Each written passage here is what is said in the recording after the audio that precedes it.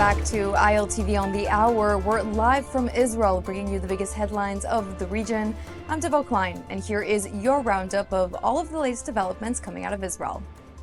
This morning, Prime Minister Netanyahu sent an official pardon request in regards to his ongoing corruption trial after Trump's visit, where the American president told Israeli President Isaac Herzog to pardon Netanyahu.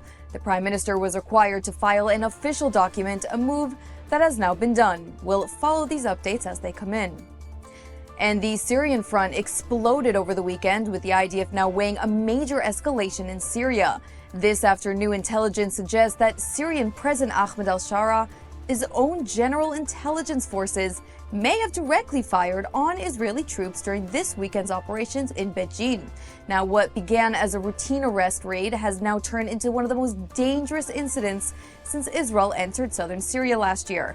Israeli media reports say that if the IDF confirms regime involvement, the army could shift from targeted arrests to a far more aggressive strategy, including frequent, precise airstrikes to break down the growing network of terror cells near the border. This development follows a tense weekend with the IDF's 55th Brigade operating in southern Syria to apprehend two brothers from the Al-Jama'ah terror group. The two terrorists were taken into custody without resistance, but troops were met with heavy gunfire upon evacuation. A standoff erupted between local terrorists and IDF troops, leaving 6 Israelis wounded, 3 of them in serious condition. Drones, helicopters, and fighter jets were rushed in, striking pre-planned targets and providing cover for the extraction of the troops. Syrian media claims that 13 people were killed in the incident. And on a different front this weekend, the IDF struck Hezbollah sites across southern Lebanon in a series of precision airstrikes based on real-time intelligence.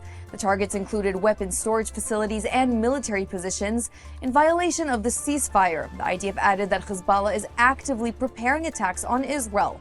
These airstrikes come as Pope Leo is expected to arrive in Lebanon today. Ahead of his visit, Hezbollah chief Naim Qassem welcomed the Pope and called on him to condemn what he called Israeli aggression. Qassem said today that the group, quote, has the right to respond to Israel's killing of its military chief al-Tabatabai in a Beirut airstrike. Qassem called the strike a blatant aggression and warned that Hezbollah will choose the time and place to respond. And we've been reporting on the IDF's anti-terror operations in Judea and Samaria. Well, the operation has now concluded, with the IDF and Shin Bet withdrawing from the city of Tubas in Samaria. After a long counterterrorism operation, the IDF have detained about 200 Palestinians, with 10 still in custody. Hundreds of buildings were raided and weapons were found and confiscated. And Prime Minister Netanyahu has met with the family of the final Israeli hostage, whose body is still being held in Gaza, Staff Sergeant Major Ran Gvili. The meeting included a briefing on Israel's efforts to bring Ran back. This as thousands gathered last night in Tel Aviv to rally for the remaining hostages, Gvili and Thai national Sutsisa Green Talak. Protesters held banners high, demanding that the government do more to ensure the return of the final hostage bodies. Take a listen. We will continue on a week-to-week basis think what is the best alternative and actions in order to bring back Ran Gvili and the Thai citizen Ran Talak, in order to keep the pressure and the awareness on the topic. We will keep doing these types of demonstrations, rallies in different parts of Israel, and we always said from the beginning, all for one, one for all. And we will continue to do so until we get those 2 remaining hostages back to their families.